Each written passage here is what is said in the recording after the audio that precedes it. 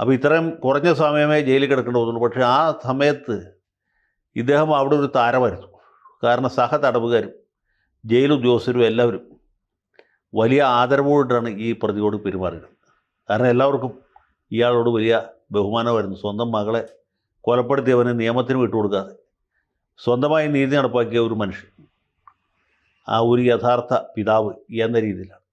മാത്രമല്ല, നാടിൻ്റെ നാനാഭാഗങ്ങളിൽ നിന്നും നിരവധി പെൺകുട്ടികൾ അതുപോലെ രക്ഷകർത്താക്കളുമൊക്കെ ശങ്കരനാരായണനെ അഭിനന്ദിച്ചുകൊണ്ടും ഇയാളുടെ ധീരതയെ പുകഴ്ത്തിക്കൊണ്ടും നിരവധി കത്തുകൾ ആ സമയത്ത് കണ്ണൂർ ജയിലിലേക്ക് അയക്കട്ടെ.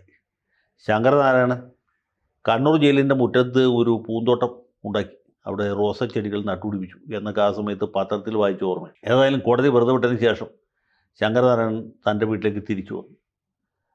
ഇത്രയും കാലം അവിടെ കഴിഞ്ഞു. ഇപ്പോൾ അദ്ദേഹം അനിവാര്യമായ മരണത്തിന് കീഴടങ്ങി. കൂടുതൽ വാർത്തകളും വിശേഷങ്ങളും നിങ്ങളിലേക്ക് എത്താൻ ABC മലയാളം സബ്സ്ക്രൈബ് ചെയ്യുക, ബെൽ ബട്ടണും അമർത്തുക.